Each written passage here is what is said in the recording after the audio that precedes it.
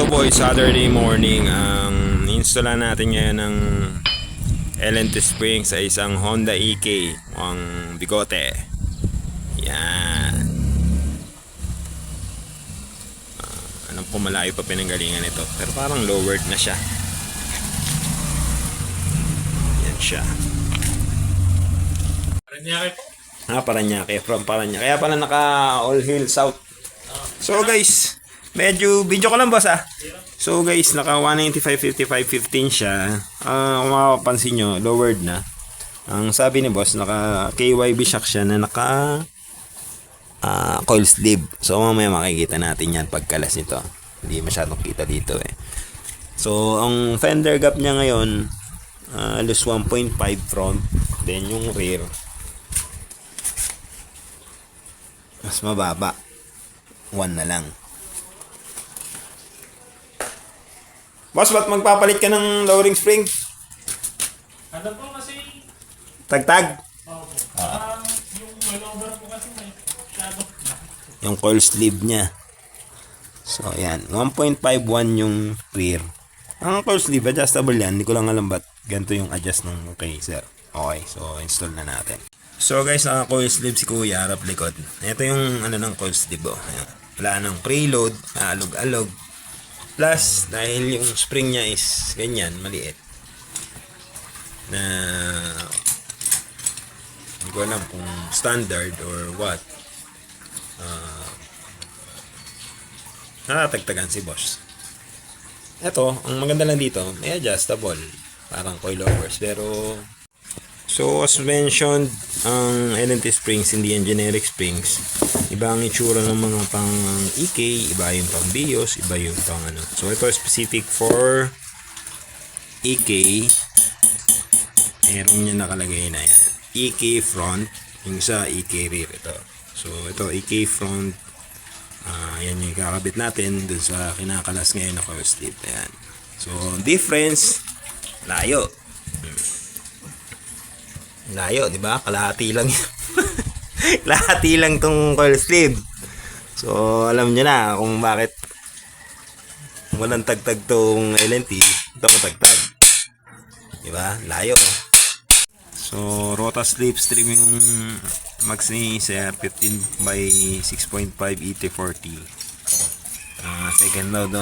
Second hand lang daw niya nabili, pero gwapo pa yan. Press mo ulit. So guys, tinitesting namin yung shock ni Sir bago namin kabit yung spring.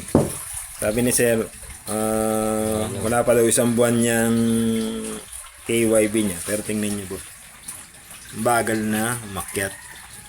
So reason dyan, to be honest, itong sumira dyan kung talagang totoong isang buwan pa lang yung shock ni Sir. Kasi nga, bukod sa walang preload, siguro yung adjustment masyado mababa, halos di na lumalaro yung shock. Ayan. Ayan, bagal na.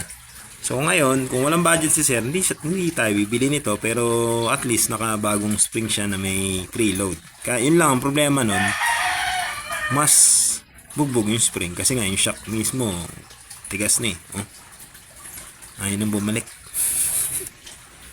Nga, Sir, tulak mga rear na tayo, no? Yung front, sira na rin halos eh. So, yung rear, ayan.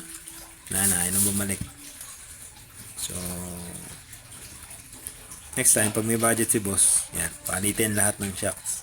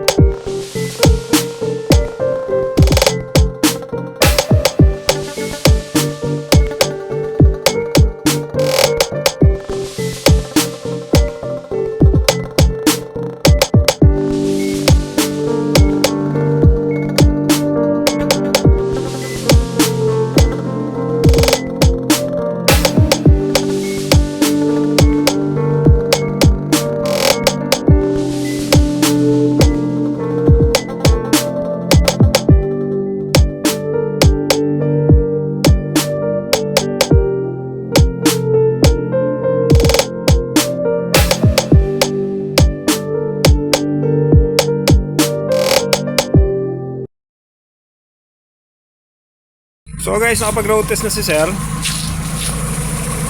Yung front, halos 0.5 ngayon, settle na, road test na. Again, sira na yung mga shocks niya. Yung rear 1, kanina, nung coil slip siya, 1.5 front, 1 yung rear. So ngayon, mas tama na yung tindig. Sira lahat shocks niya na. Palitin lahat. Pati yung shock mounting. Pero yung tindig niya, mas okay. Mas mababa sa front. So, happy na si sir. Wala nang tagtag. And, next project daw niya, washover. Yan. Dami na kasing second hand, pero maraming sira. Like this. Pinamamuksan yung likod. Maraming gawain. So, pinag-ipunan niya. Pero pogi pa naman. Yan. So guys, tapos na yung EK. Ngayon, titint naman natin yung Honda City na winashover natin. Kasi bubbles na siya eh.